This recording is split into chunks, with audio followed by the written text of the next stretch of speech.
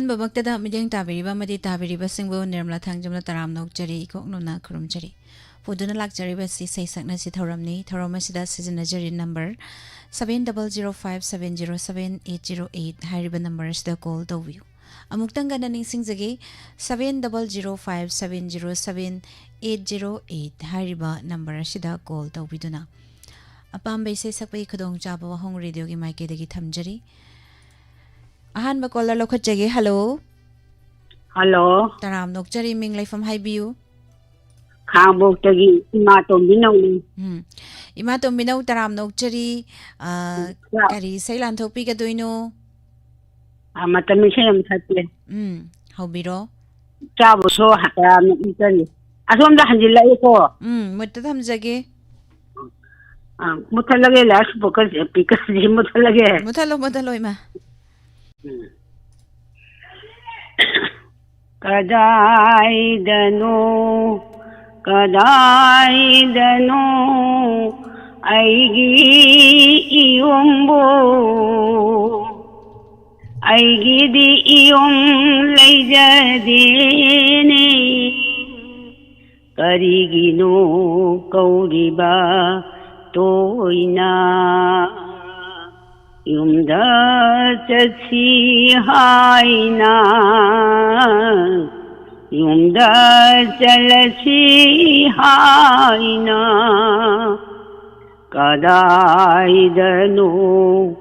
ಕದಾಯಿದನು ಐಗಿ ಇಯುಂಬೋ ಐಗಿದಿ ಇಯುಂ ಲೈಜತೇನೆ ಕರಿಗಿನೋ ಕೌರಿಬಾ ತೋಯ್ನಾ ꯌꯨꯝꯗ ꯆꯠꯁꯤ ꯍꯥꯏꯅ ꯀꯣꯏꯅ ꯄꯥꯏꯕ ꯆꯦꯛꯂꯥꯅꯤ ꯑꯩꯗꯤ ꯏꯍꯨꯝ ꯄꯣꯟꯖꯦ ꯂꯩꯖꯗꯕ ꯆꯦꯛꯂꯥꯒꯤ ꯃꯔꯛꯇꯁꯨ ꯀꯣꯀꯤꯅꯤ ꯄꯥꯃꯦꯟ ꯐꯩꯔꯥꯗꯇ ꯌꯥꯏꯗꯦꯀ꯭ꯋꯥ ꯑꯩꯒꯤꯗꯤ ꯏꯌꯨꯝ ꯂꯩꯖꯗꯦꯅꯦ ꯀꯔꯤꯒꯤꯅꯣ ꯀꯧꯔꯤꯕ ꯇꯣꯏꯅ ꯌꯨꯝꯗ ꯆꯠꯁꯤ ꯍꯥꯏꯅ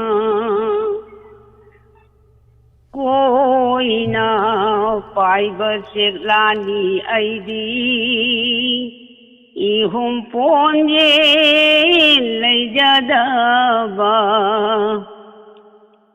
찌라기 마락다수 꽃기니 밤엔 파이라자다 야제파 아이기디 이용 레자디네 가리기노 까우리바 तोयना युमदा चलसी हायना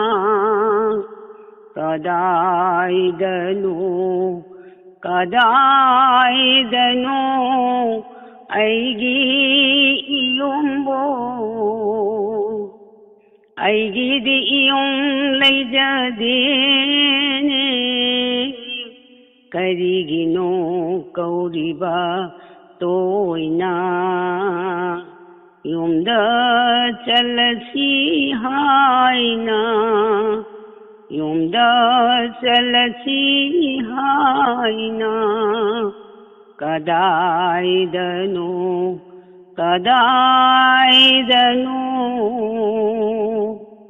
लोसल्लगे निर्मला लोसल्लगे ꯁꯩ ꯌꯥꯝꯅ ꯅꯨꯡꯁꯤꯕ ꯀꯗꯥꯏꯗꯅꯣ ꯑꯩꯒꯤ ꯏꯌꯨꯝꯕꯨ ꯑꯩꯒꯤꯗꯤ ꯏꯌꯨꯝ ꯂꯩꯖꯗꯦꯅꯤ ꯍꯥꯏꯔꯤꯕ ꯏꯁꯩ ꯈꯨꯗꯣꯜ ꯇꯝꯕꯤꯔꯝꯕ ꯏꯃꯥ ꯇꯣꯝꯕꯤꯅꯧ ꯊꯥꯒꯠꯆꯔꯤ ꯆꯥꯕꯁꯨ ꯊꯥꯒꯠꯆꯔꯤ ꯑꯇꯣꯞꯄ ꯀꯣꯂꯔꯗ ꯄꯤꯕꯤꯌꯨ ꯄꯤꯖꯒꯦ ꯏꯃꯥ ꯉꯁꯤꯒꯤ ꯂꯥꯏꯞꯇ ꯂꯩꯕꯤꯔꯤꯕ ꯇꯣꯉꯥꯟ ꯇꯣꯉꯥꯟꯕ ꯄ꯭ꯂꯦꯠꯐꯣꯝꯁꯤꯡꯗ ꯃꯤꯠꯌꯦꯡ ꯇꯥꯕꯤꯔꯤꯕ ꯄꯨꯝꯅꯃꯛ ꯇꯔꯥꯝ ꯅꯣꯛꯆꯔꯤ ꯏꯃꯥ ꯕꯤꯃꯣꯂꯥ ꯀꯣꯟꯁꯝ ꯅꯦꯅꯦ ꯍꯦꯂꯦꯟ ꯌꯨꯝꯈꯥꯏꯕꯝ ꯃꯣꯏꯔꯥꯡ ꯈꯨꯅꯧ ꯇꯔꯥꯝ ꯅꯣꯛꯆꯔꯤ Ima Gunesuri Raskumari Ima Ibemhal Taram Nokjari Thoram Sida Saruk Yabirakpa Ningthibi Taram Nokjari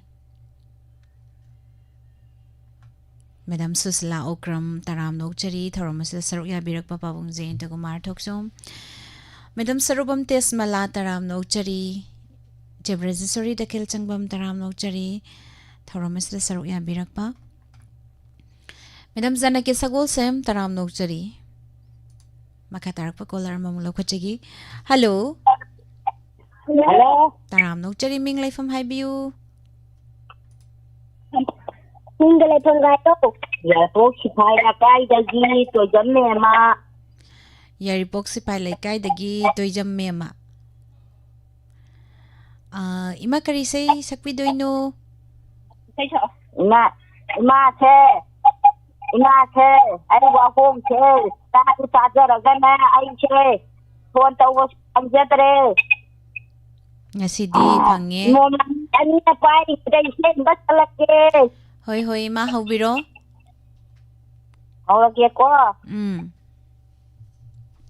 Pari na mamana. Tamyana kumikin dakat kanung chawa tangkaba macabu kena goblok ini mangkanda inagi ibu Hawaii Dimani Loidang Kuredana Laka Bayunda Kanu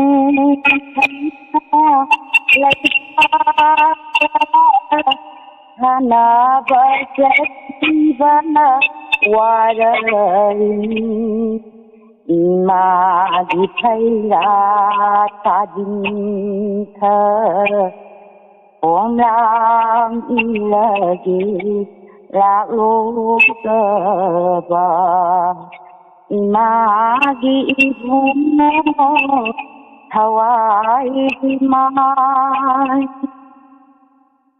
isyan ma leira se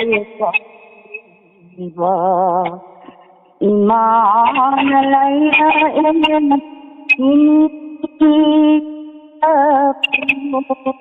Jadarola Iman indila Imagi ibuna Hawaii Iman Loidang Kuredna Laka Bayunda Hanung Thamana Laipaka Hana Bajatibana Warari Imagi Thayra Tajintha Om lang ilagi lalu kaba Inagi ibuno Hawaii Diman Nang naloy ramba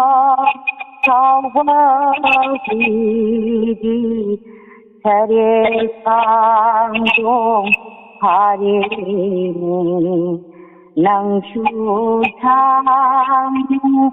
panggal jaurari namana bamara tilari nang nasayum doma kituna imagi mangga celarula Imagi ibuno Hawaii Diman Loidang Kuredna Laka Bayunda Kanung Sana Laipaka छानावती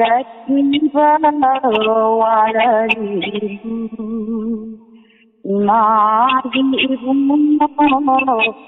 हवाई मागी मोम लो जरे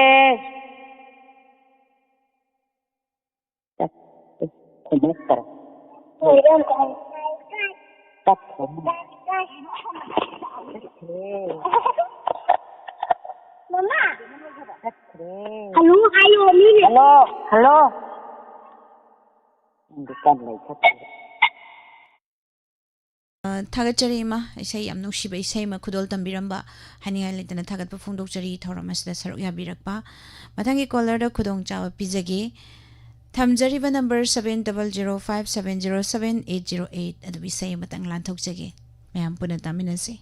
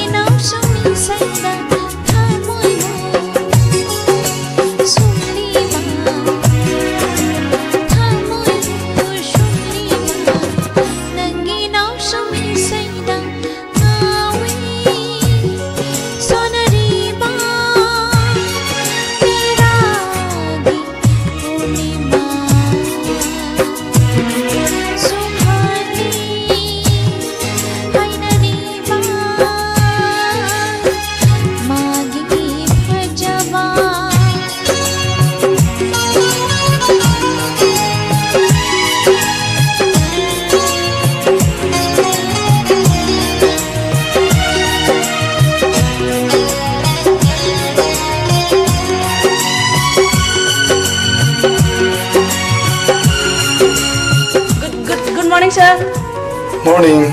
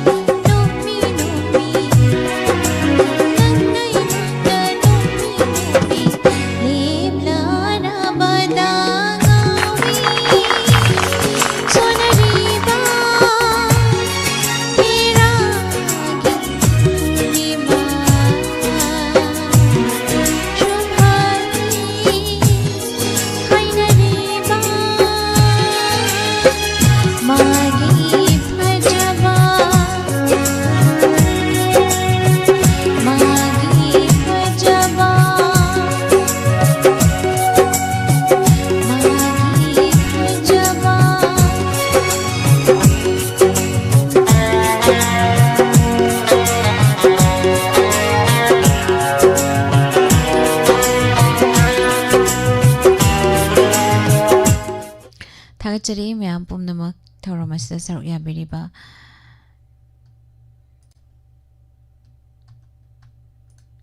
thamjariba number 7005707808 makhatarko kolla lokachege. Hello. Hello, wow, Miss Ki say kupa jama. Thank you. Ming lai famong tang haibiu. Thaktom dagi am de manita ne. Madam Taram Nokchari kari se lantok pigadoino. Say haba mati am to sakara ke mayang tawdi yang ning to rai. How biro? Sakara ge. Ai kini badi mamanai de. Taur pasana kai tinda suyonde. Ai kini badi mamanai de. Taur pasana kai tinda suyonde. Sargagi amba pulai konda susate. Namambalu unda suyari tini. Thamutki kulo sabanatana. Thamutki kulo sabanatana. Ai kini badi namanai de. Taur pasana kai tinda suyonde. Thamui kuyuk piri basana tuira di nang che.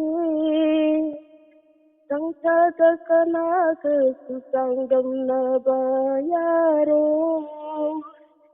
Thamui kuyuk piri basana tuira di nang che. ꯇꯪꯁꯥꯗ ꯁꯅꯥꯗꯁꯨ ꯆꯥꯡꯗꯝꯅꯕ ꯌꯥꯔꯣꯏ. ꯃꯤꯁ ꯃꯈꯥ ꯀꯥꯎꯊꯣꯛꯈ꯭ꯔꯦ. ꯃꯈꯥ ꯃꯤꯁꯛꯂꯛꯑꯣ. ꯑꯩꯁꯨ ꯐꯥꯗꯤꯌꯦ. ꯐꯥꯔꯝꯕꯅꯦ ꯅꯣꯛꯄꯗ ꯀꯥꯎꯊꯣꯛꯈ꯭ꯔꯦ. ꯅꯣꯛꯄꯗ ꯀꯥꯎꯊꯣꯛꯈ꯭ꯔꯦꯕ. ꯑꯥꯎ. ꯌꯥꯝ ꯐꯖꯩ. ꯅꯣꯛꯄꯗ ꯀꯥꯎꯊꯣꯛꯈ꯭ꯔꯦ ꯍꯥꯏꯁꯤꯅꯤ. ꯃꯤꯁꯀꯤꯅꯦ ꯏꯁꯩꯗꯣ ꯇꯥꯔ ꯀꯣꯟ ꯃꯊꯛꯇ ꯖꯒꯣꯏ ꯃꯇꯦꯛ ꯁꯥꯗꯣꯛꯑꯦ. ꯊꯝꯖꯔꯒꯦ ꯃꯤꯁ ꯃꯊꯪꯗ ꯐꯖ ꯁꯪꯂꯛꯑꯒꯦ. ꯊꯥꯒꯠꯆꯔꯤ. ꯃꯊꯪꯒꯤ ꯀꯣꯂꯔꯗ ꯈꯨꯗꯣꯡꯆꯥꯕ ꯄꯤꯖꯒꯦ.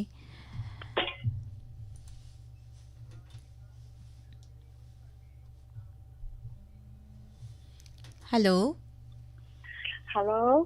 ꯇꯔꯥꯝ ꯅꯣꯛꯆꯔꯤ, ꯃꯤꯡ ꯂꯩꯐꯝ ꯍꯥꯏꯕꯤꯌꯨ. ꯑꯩ ꯁꯪꯉꯕꯣꯛꯇꯒꯤ ꯏꯃꯥ ꯀꯩꯅ ꯁꯅꯥꯃꯤ. ꯃꯒꯅꯁꯅꯥ ꯀꯔꯤ ꯏꯁꯩ ꯁꯛꯄꯤꯒꯗꯣꯏꯅꯣ? ꯂꯨꯍꯣꯡꯕ ꯏꯁꯩ ꯑꯝꯇ ꯁꯛꯀꯦ, ꯃꯟꯖꯨꯂꯥꯗ ꯑꯝꯇꯪ ꯄꯥꯏꯌꯣ ꯏꯆꯥꯅ. ꯍꯣꯏ ꯍꯣꯏ. ꯏꯁꯩ ꯍꯧꯔꯛꯑꯒꯦ. ꯃꯟꯖꯨꯂꯥꯗ ꯑꯝꯇ ꯄꯥꯏꯌꯨ. ꯄꯥꯏꯔꯦ ꯄꯥꯏꯔꯦ ꯏꯃꯥ. ꯅꯧꯖꯩ ꯊꯥꯖꯩꯔꯤ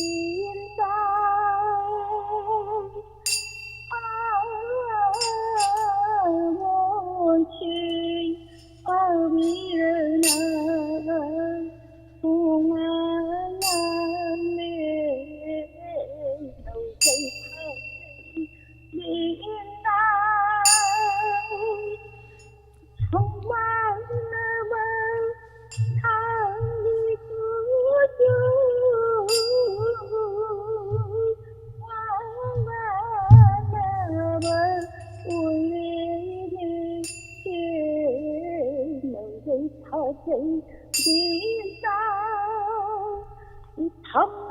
ꯊꯝꯕꯨ ꯊꯝꯅꯥꯂꯛꯇ ꯊꯥꯗꯣꯛꯄ ꯊꯝꯃꯨꯒꯨꯝ ꯇꯝꯅ ꯀꯣꯏꯆꯦꯟ ꯆꯦꯜꯂꯤ ꯀꯣꯏꯇꯥꯟ ꯇꯥꯜꯂꯤ ꯀꯥꯎꯔꯕꯤ ꯆꯦꯟ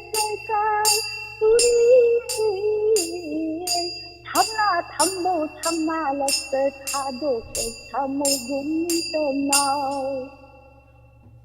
ngasi naganu basau govardhan dhuktabu sinabasana hatawe pangga ganda aini napaturi baru ngasi kayagani tham nagar se naganu basau Yuna hidenda, sadari makunda. Yuna hidenda, sadari makunda. Yuna hidenda, sadari makunda.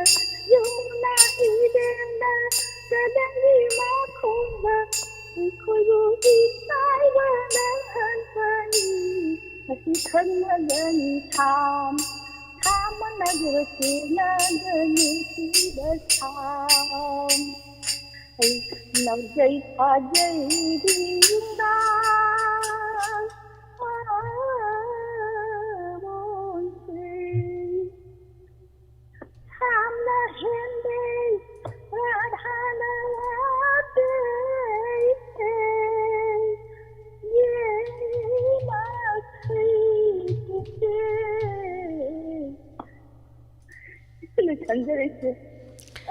ꯊꯥꯒꯠꯆꯔꯤ. ꯏꯃꯥ ꯏꯁꯩꯁꯤ ꯇꯥꯕꯗ ꯑꯩꯁꯨ ꯏꯁꯩ ꯑꯃ ꯉꯪꯊꯣꯛꯀꯗꯧꯔꯤꯕꯅꯤ ꯍꯧꯖꯤꯛ. Thank you ꯊꯥꯒꯠꯆꯔꯤ. ꯑꯩꯁꯨ ꯏꯃꯥ ꯏꯁꯩꯁꯤ ꯇꯥꯕꯁꯤꯗꯀꯣ. ꯊꯥꯒꯠꯆꯔꯤ. ꯃꯊꯪꯒꯤ ꯀꯣꯂꯔꯗ ꯈꯨꯗꯣꯡꯆꯥꯕ ꯄꯤꯖꯒꯦ.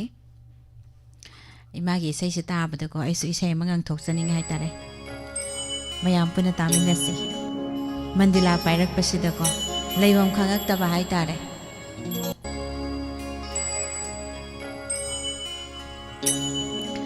ꯅꯨꯡꯁꯤꯖꯕ ꯅꯪꯕꯨ ꯀꯩꯗꯒꯤ ꯂꯥꯛꯄꯅꯣ ꯀꯅꯥꯅ ꯅꯪꯕꯨ ꯊꯥꯔꯛꯄꯅꯣ ꯀꯔꯤꯒꯤꯗꯃꯛ ꯂꯥꯛꯄꯅꯣ ꯅꯨꯡꯁꯤꯖꯕ ꯅꯪꯕꯨ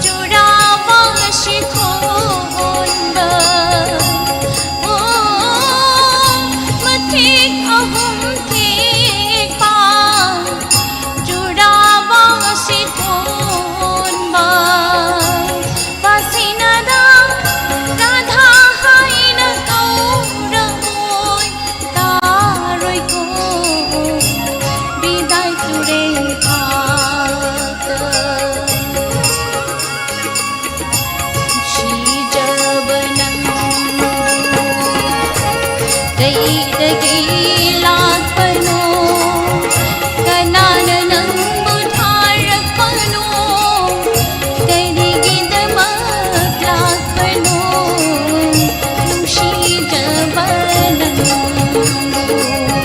ꯅꯨꯡꯁꯤꯖꯕ ꯅꯪꯕꯨ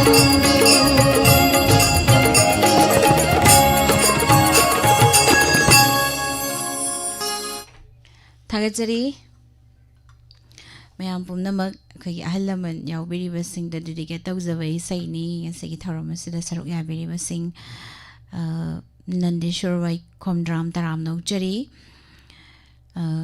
thank you ꯊꯥꯒꯠꯄꯤꯔꯛꯄ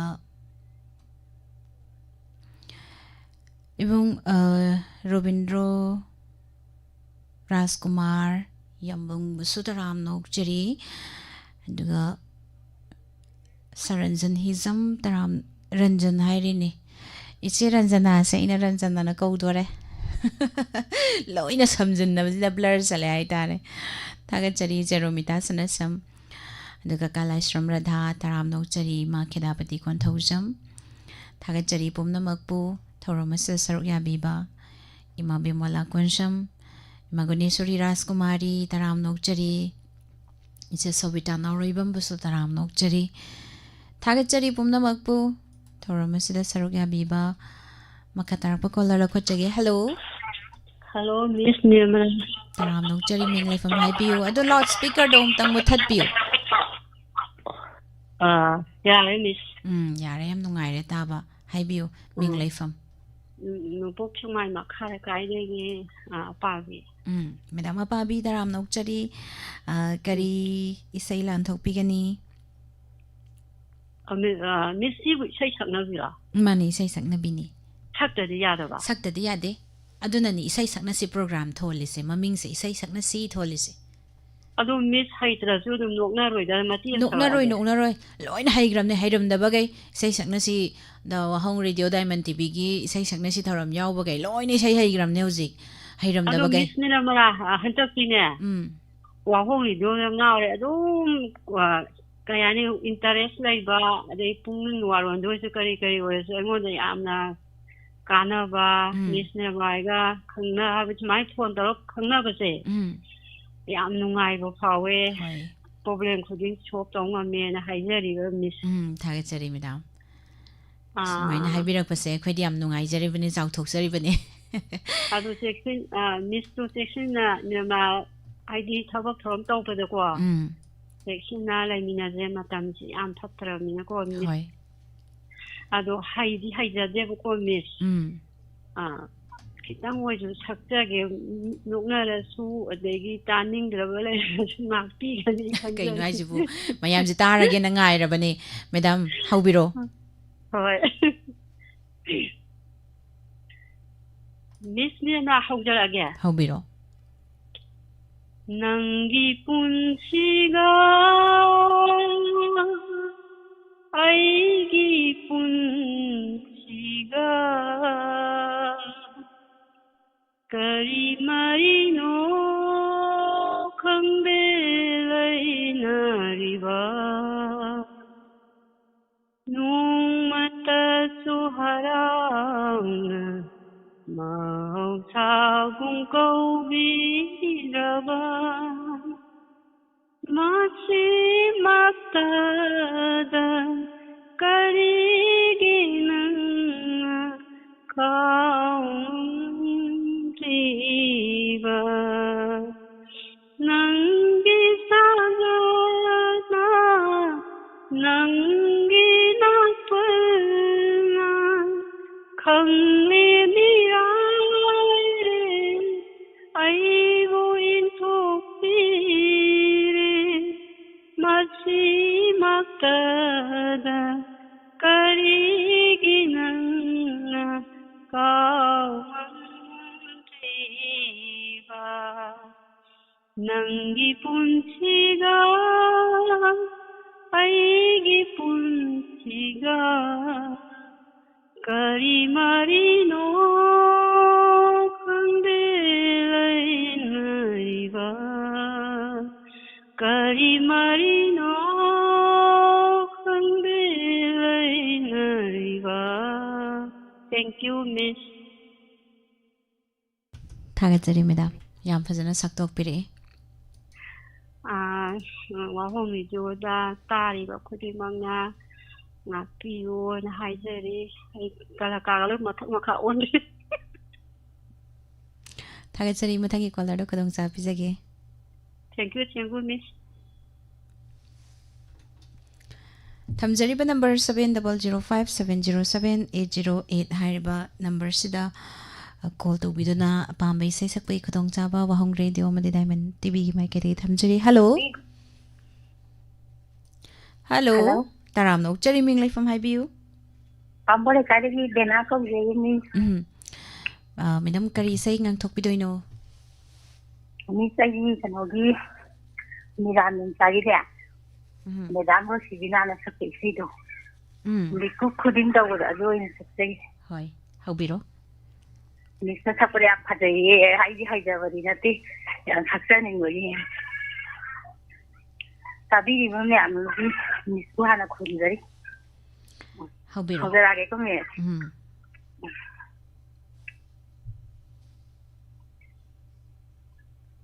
Mikuk khuding nangi wakal pungja khuding nangi wari rahin khuding nangi khonthas mangla khuding nangi satam pullare aidi nahat pullare ngaure aidi nang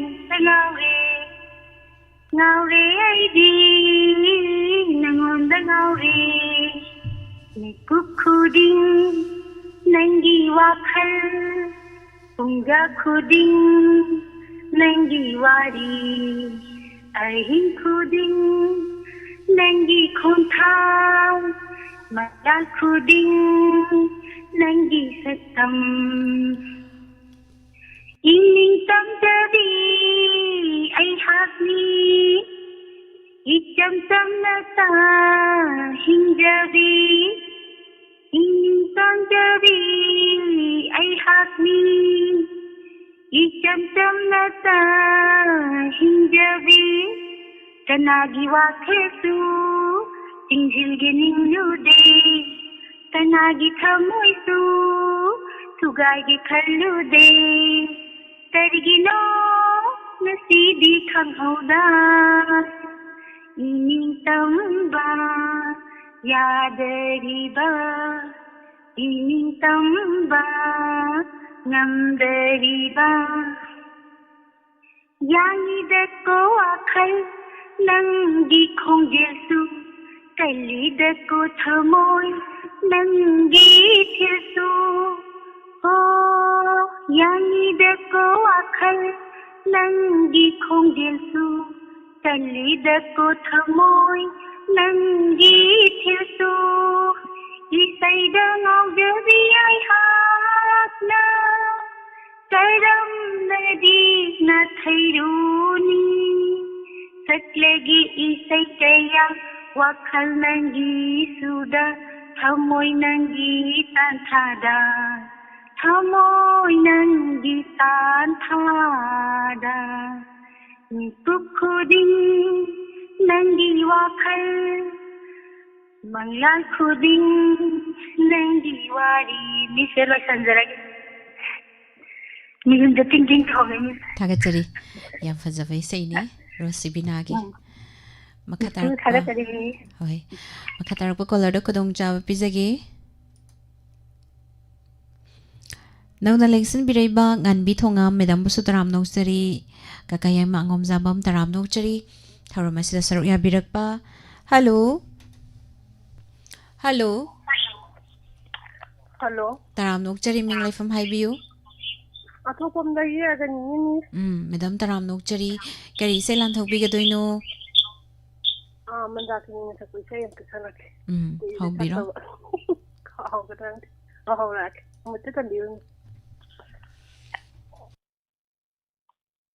laiba tv mapok tapok lubana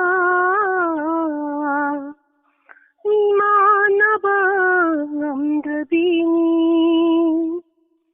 Laibak thibi mapokta poklubana mimanaba ngamdabini wakal na diwaw laibak na dini hingbagi mahaw yautabi aini masibu kaubara punchi haibado laibak thibi mapokta poklubana mimanaba ngamdabini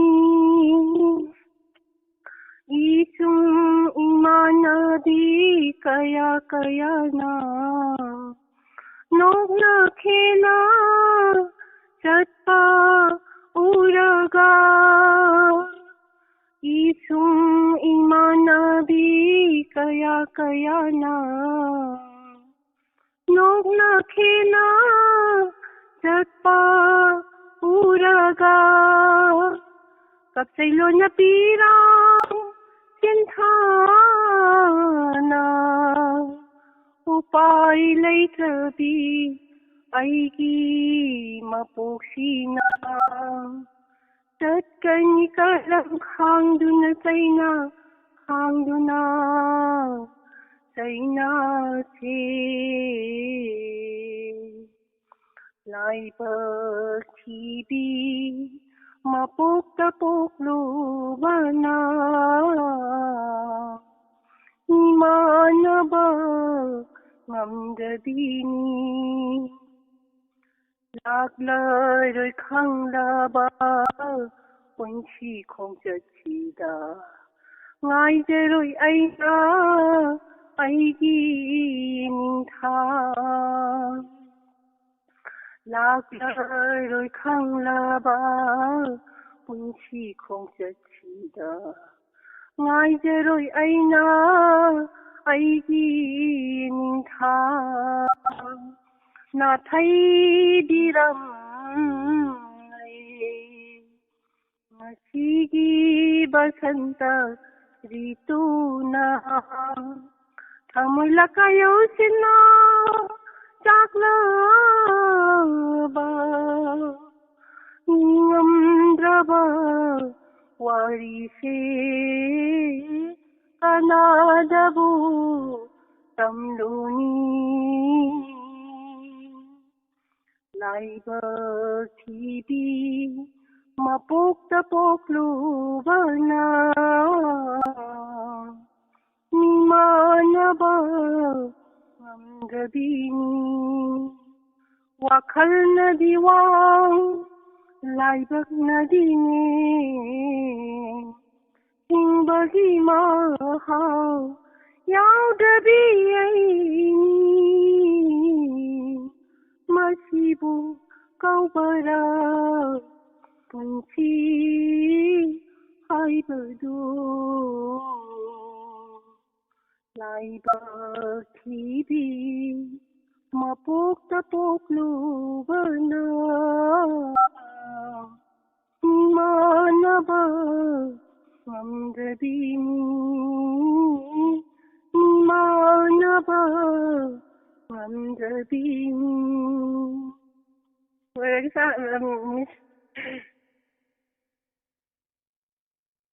थागतजरी madam यामना फजरबा इसै लाइबक TV मपोकता पोकलुबना हारिबा इसै से खुदोल तंबिरंबा हाइनिंगाय लेतना थागतजरी कपचै पिरांग लोना चिंथाना हारिबा इसै swine सिंगाकुइ Matang चम फजबा हाइतारे थागतजरी फोन दि थमग्रे अदुबु मखा तारप कॉलर मु लखजगे हेलो हेलो मिस निर्मला तराम नौचरी से Tilottama Oi, ai utlo lairam lekai dagi tilo tama laisam. Kay silam tok pidoy no iche. Kaino bairen jam kan ito kan sali do. Tuway tawrasi. Hoy. Do ay kaino mahage. Hai biyo. Inaw je yam ngang na ri mi swai da. Kari hai na ngang na ri no iche. ꯀꯩ ꯍꯥꯏꯅꯔꯝꯗꯧ ꯃꯥꯜꯂꯦ ꯈꯪꯗꯦꯕꯣ ꯍꯥꯏꯔꯛꯑꯒꯦ ꯇꯥꯗ꯭ꯔꯤꯕꯅꯤꯅ ꯌꯥꯝ ꯐꯖꯩ ꯍꯥꯏꯅꯩꯌꯦ ꯑꯁ thank you ꯍꯥꯏꯔꯦ ꯍꯥꯏꯕꯤꯌꯣ ꯉꯍꯥꯟ ꯑꯩꯅ ꯏꯁꯩ ꯁꯛꯄꯗꯣ ꯍꯣꯏ ꯀꯩꯅꯣꯒ ꯑꯣꯖꯥ ꯇꯞꯇꯥ ꯃꯆꯥꯒ ꯀꯩꯅꯣꯒ ꯏꯅꯥꯎꯒ ꯁꯛꯄꯗꯣ ꯍꯣꯏ ꯑꯗꯩꯗ ꯃꯤꯁ ꯅꯤꯔꯃꯂꯥꯗꯣ ꯌꯥꯝ ꯐꯖꯩꯌꯦꯅ ꯑꯩꯈꯣꯏꯒꯤ ꯂꯩꯀꯥꯏꯒꯤ ꯏꯅꯥꯎꯅꯨꯄꯤꯈꯩꯅ ꯍꯥꯏꯕ ꯍꯣꯏ ꯑꯗ ꯑꯩꯅ ꯇꯝꯒꯦ ꯍꯥꯏꯕ ꯍꯣꯏ ꯇꯝꯃꯣꯏꯌꯦ ꯃꯣꯏꯅ ꯇꯝꯃꯦꯀꯣ ꯑꯩ ꯍꯣꯏ ꯇꯝꯃꯦ ꯇꯥꯔꯦ ꯑꯩꯁꯨ ꯑꯗꯣ ꯊꯦꯡꯛ ꯌꯨ ꯍꯥꯏꯕꯤꯌꯣ ꯍꯥꯏꯒꯦ ꯑꯗꯣ ꯑꯩ ꯁꯥꯕ ꯃꯌꯥꯝ ꯑꯃ ꯊꯣꯛꯂꯛꯑꯦ ꯑꯩ ꯀꯕꯤꯔꯥꯅ ꯁꯛꯄꯕꯨꯗꯤ ꯁꯛꯈ꯭ꯔꯦꯀꯣ ꯍꯣꯏ ꯀꯕꯤꯔꯥꯒꯤ ꯏꯁꯩꯗꯣ ꯑꯩꯅ ꯁꯛꯎꯕꯗ ꯑꯩ ꯑꯣꯏꯅ ꯁꯥꯔꯒ ꯃꯌꯥꯝ ꯑꯃ ꯊꯣꯛꯂꯛꯑꯦ ꯒ꯭ꯌꯥꯟ ꯃꯥꯜ ꯑꯃ ꯇꯥꯗꯔꯦ ꯅꯣꯡ ꯉꯥꯜꯂꯦ ꯍꯦꯟꯃꯜꯂꯦ ꯅꯣꯡ ꯉꯥꯜꯂꯦ ꯑꯣꯏ ꯍꯣꯏ ꯇꯧ ꯂꯩꯔꯝꯃꯦ ꯍꯦꯛꯇ ꯐꯦꯁꯕꯨꯛ ꯌꯥꯝ ꯐꯩꯌꯦ ꯑꯗꯣ ꯏꯆꯦꯒꯤ ꯃꯇꯧ ꯇꯝꯖꯔꯤꯗꯣ ꯑꯗꯨꯗ ꯍꯦꯛ ꯇꯥꯔꯦ ꯆꯥꯎꯊꯣꯛꯆꯅꯤꯡꯉꯥꯏꯅꯤ ꯑꯗꯣ ꯏꯁꯩꯁꯦ ꯏꯃꯥ ꯃꯌꯥꯝꯅ ꯌꯥꯝ ꯄꯥꯝꯕ ꯏꯁꯩꯅꯤ ꯍꯣꯏ ꯃꯌꯥꯝꯗ ꯗꯤꯗꯤꯀꯦꯠ ꯇꯧꯒꯦ ꯑꯗꯨꯒ ꯏꯁꯄꯤꯁꯤꯌꯦꯜꯂꯤ ꯗꯦꯜꯂꯤꯗ ꯂꯩꯕ ꯑꯩꯈꯣꯏꯒꯤ ꯁꯥꯔ ꯖꯌꯟꯇ ꯀꯨꯃꯥꯔ ꯊꯣꯛꯆꯣꯝ ꯑꯩꯈꯣꯏꯒꯤ ꯁꯦꯅꯤꯌꯔ ꯑꯦꯗꯚꯥꯏꯖꯔ ꯍꯣꯏ ꯗꯦꯗꯤꯀꯦꯠ ꯇꯧꯖꯒꯦꯀꯣ ꯍꯣꯏ ꯍꯧꯔꯛꯀꯦ ꯃꯤꯁ ꯍꯧꯕꯤꯔꯣ ꯅꯤꯔꯃꯂꯥ ꯅꯨꯡꯁꯤꯍꯜꯂ ꯅꯪꯁꯦ ꯄꯥꯝꯃꯜꯂꯕꯗ ꯑꯩꯅ ꯉꯥꯎꯖꯩꯗ ꯄꯥꯝꯃꯨꯏꯗ ꯍꯣꯏ ꯍꯣꯏ ꯄꯥꯝꯃꯨꯂꯛꯇꯒꯤ ꯄꯥꯝꯃꯨꯕ ꯅꯨꯡꯁꯤꯂꯛꯇꯒꯤ ꯅꯨꯡꯁꯤꯕ ꯌꯥꯝꯃꯜꯂꯦ ꯅꯨꯡꯁꯤꯃꯜꯂꯦ ꯃꯔꯧꯒ ꯂꯩꯅ ꯀꯥꯏꯍꯧꯕ ꯃꯤꯅꯣꯛꯀ ꯍꯦꯟꯅ ꯅꯣꯛꯂꯝꯕ ꯎꯔꯒ ꯑꯩꯅ ꯆꯥꯛꯍꯧꯕ ꯑꯩꯅꯒ ꯍꯦꯟꯅ ꯄꯥꯝꯖꯕ ꯉꯥꯎꯍꯟꯕ ꯍꯦꯟꯃꯜꯂꯦ ꯁꯥꯎꯍꯜꯂꯦ ꯋꯥꯍꯜꯂꯦ ꯑꯩꯁꯦ ꯉꯥꯎꯍꯜꯂꯦ ꯈꯜꯂꯤ ꯋꯥꯈꯜꯅ ꯅꯪꯒꯤ ꯉꯥꯛꯇꯒ ꯍꯥꯏꯔꯤ ꯊꯃꯣꯏꯅ ꯅꯪꯕꯨ ꯅꯨꯡꯁꯤꯌꯦ ꯇꯥꯒꯤ ꯈꯣꯟꯖꯦꯜꯁꯨ ꯃꯤꯀꯨꯞ ꯇꯥꯡꯗꯅ ꯅꯥꯄꯁꯦꯁꯤꯡꯅ ꯋꯥꯈꯜ ꯁꯦꯡꯅꯕ ꯂꯝꯕꯤ ꯂꯥꯞꯄꯨꯛꯅꯕ ꯍꯧꯔꯦ ꯅꯪꯒꯤ ꯃꯪꯂꯥꯟꯗ ꯑꯩꯕꯨ ꯂꯝꯖꯤꯡꯕꯤꯌꯨ ꯐꯥꯖꯤꯟꯕꯤꯌꯨ ꯅꯪꯒꯤ ꯅꯥꯛꯇꯗ ꯂꯦ ꯂꯦ ꯂꯦ ꯂꯦ ꯂꯦ ꯂꯦ ꯂꯦ ꯊꯦꯡꯅꯔꯕ ꯊꯃꯣꯏ ꯑꯅꯤꯁꯦ ꯊꯋꯥꯏꯅ ꯂꯨꯅ ꯈꯟꯖꯕ ꯂꯩꯅꯝꯁꯦ ꯑꯩꯅ ꯃꯥꯡꯍꯜꯂꯔꯣꯏ ꯄꯦꯟꯖꯔꯕ ꯊꯋꯥꯏꯅ ꯂꯤꯁꯤꯡꯂ ꯄꯣꯊꯥꯐꯝ ꯑꯩꯅ ꯐꯪꯖꯕ ꯃꯥꯕꯨ ꯅꯥꯛꯇ ꯂꯦꯞꯂꯔꯕꯗ ꯂꯣꯛꯆꯒꯦ ꯃꯥꯏꯊꯣꯡ ꯄꯦꯟꯅꯕꯨ ꯑꯃꯨꯛꯇꯪ ꯂꯣꯛꯂꯨꯒꯦ ꯂꯥꯎꯔꯨꯒꯦ ꯑꯩꯁꯦ ꯄꯦꯟꯅꯕ ꯐꯣꯡꯅ ꯑꯗꯨꯝ ꯂꯥꯎꯔꯨꯒꯦ ꯃꯔꯝꯒ ꯂꯩꯖꯔꯝꯂꯦꯗꯣ ꯃꯄꯨꯡꯒ ꯐꯥꯅ ꯂꯩꯔꯝꯂꯦ ꯉꯥꯏꯖꯃꯟ ꯃꯍꯩꯅ ꯌꯣꯝꯂꯦ ꯅꯤꯡꯉꯣꯜ ꯊꯃꯣꯏꯁꯦ ꯄꯦꯟꯖꯔꯦ ꯍꯦꯟꯃꯜꯂꯦ ꯁꯥꯎꯍꯜꯂꯦ ꯋꯥꯍꯜꯂꯦ ꯑꯩꯁꯦ ꯉꯥꯎꯍꯜꯂꯦ la la la la la la la la la la la la la la la la la la la Miss Nirmala nasi loisange इचे थागतचरी यामना याम फजबा इसै इचेना याम तोइना फंक्शन दा हंदकी वायरल चटखिबा इसैनी अदो वायरल चटखिबसिदा मयामसिना लोइन येंगनिमनगेदना इसेगी मतौ तमजरा इसे याम चाउथोकजनिङाइनी आइदि याम थागतलिनी मखोइसिंदो मोय उबदा आइदि छंदा फमुंगा अहिंगा नोपदजु सिरपोनी होय उपाय लैतदना कपुबदि यादमना मानी इनाउबेमा अदो मोयसु नुंगाइजरिनी अदुमाइना तौरगा नत्रा नतली हाइरो अइना नत्रा हाइदि सेना नतली हाइरक्तौने नतले मथंगी ड्रामागी दमक्ता आइगी कोगी मिस नृमला ꯑꯩꯒꯤ ꯏꯅꯥꯎꯅꯨꯄꯤ ꯃꯤꯁ ꯅꯤꯔꯃꯂꯥꯒꯤ ꯑꯩꯈꯣꯏꯒꯤ ꯀꯩꯅꯣꯗ ꯉꯥꯏꯔꯒ ꯂꯩꯔꯕꯅꯤ ꯑꯩꯒꯤ ꯁ꯭ꯀ꯭ꯔꯤꯞꯅ ꯑꯩꯈꯣꯏꯒꯤ ꯗꯥꯏꯔꯦꯛꯇꯔ ꯁꯪꯗ ꯂꯩꯔꯦ ꯍꯥꯏꯇꯥꯔꯦ ꯗꯥꯏꯔꯦꯛꯇꯔ ꯁꯪ ꯍꯣꯏ ꯆꯨꯝꯃꯦ ꯑꯗꯨꯕꯨꯗꯤ ꯄ꯭ꯔꯣꯗ꯭ꯌꯨꯁꯔ ꯁ꯭ꯀ꯭ꯔꯤꯞ ꯔꯥꯏꯇꯔ ꯂꯣꯏ ꯁꯪꯖꯔꯦ ꯑꯩꯈꯣꯏ ꯗꯥꯏꯔꯦꯛꯇꯔꯅ ꯁꯪꯗꯕꯁꯤꯗꯤ ꯎꯄꯥꯏꯒ ꯂꯩꯕꯖꯥꯠ ꯅꯠꯇꯦ ꯆꯨꯝꯃꯦ ꯑꯩꯈꯣꯏ ꯍꯦꯔꯣ ꯍꯦꯔꯣꯅꯤꯒ ꯂꯣꯏ ꯁꯪꯖꯔꯦꯀꯣ ꯑꯗꯣ ꯗꯥꯏꯔꯦꯛꯇꯔꯗꯣ ꯑꯝꯇ ꯀꯩꯅꯣ ꯌꯥꯝ ꯑꯌꯥꯡꯕ ꯃꯇꯝꯗ ꯑꯊꯨꯕ ꯃꯇꯝꯗ ꯑꯩꯈꯣꯏꯒꯤ ꯁꯪꯕꯤꯔꯛꯁꯅꯣꯅ ꯑꯩꯅ ꯍꯥꯏꯖꯔꯤ ꯍꯣꯏ ꯊꯝꯖꯔꯒꯦ ꯏꯁꯣꯔꯗ ꯊꯧꯅꯤꯖꯔꯤ ꯍꯥꯏꯇꯥꯔꯦꯅꯦꯀꯣ ꯏꯁꯣꯔꯗ ꯊꯧꯅꯤꯖꯔꯤ ꯈꯤꯇꯪ ꯌꯥꯡꯅ ꯑꯩꯈꯣꯏꯒꯤ ꯇꯧꯒꯗꯕ ꯊꯕꯛꯁꯤꯡꯁꯦ ꯂꯣꯏꯁꯤꯟꯕꯤꯔꯀꯥꯟꯗ ꯑꯩꯈꯣꯏꯒꯤ ꯃꯈꯥ ꯇꯥꯕ ꯊꯕꯛꯁꯤ ꯑꯝꯇꯪ ꯄꯥꯏꯈꯠꯄꯤꯔꯛꯑꯀꯥꯟꯗ ꯃꯤꯁ ꯅꯤꯔꯃꯂꯥꯒꯤ ꯑꯝꯇꯪ ꯊꯣꯡ ꯂꯥꯎꯅ ꯑꯝꯇꯪ ꯃꯆꯦꯒꯤ ꯁ꯭ꯀ꯭ꯔꯤꯞꯅ ꯐꯖꯗ꯭ꯔꯒꯁꯨ ꯑꯩꯈꯣꯏꯒꯤ ꯏꯅꯥꯎꯒꯤ ꯈꯣꯏꯊꯨꯝꯅꯔꯕ ꯈꯣꯟꯖꯦꯜ ꯑꯗꯒꯤꯗꯤ ꯀꯔꯤ ꯍꯥꯏꯅꯤ ꯀꯕꯥꯔꯕ ꯆꯤꯝꯕꯥꯟ ꯍꯥꯏꯒꯗꯔꯥ ꯀꯆꯥꯎꯔꯕ ꯆꯤꯝꯕꯥꯟ ꯍꯥꯏꯒꯗꯔꯥ ꯅꯠꯇꯦ ꯈꯪꯗ꯭ꯔꯦ ꯈꯤꯇꯪ ꯀꯥꯡꯂꯞ ꯇꯧꯕ ꯆꯤꯟꯕꯥꯟ ꯍꯥꯏꯒꯗꯕ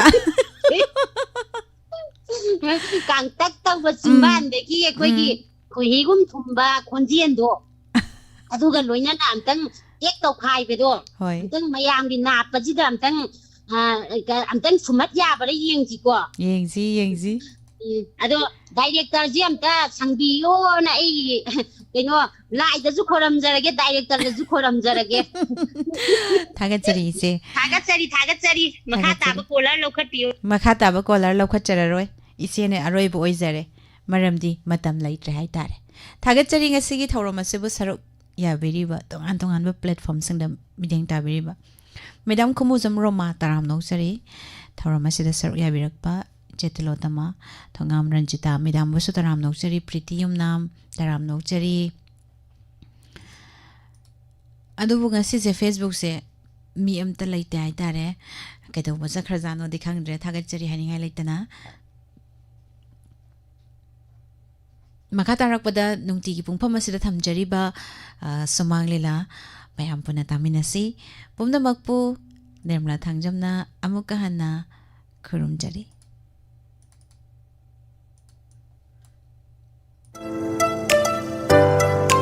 इचाम महितम हाइबसी एमए डॉक्टर इंजीनियरिंग लोइबदा मसागी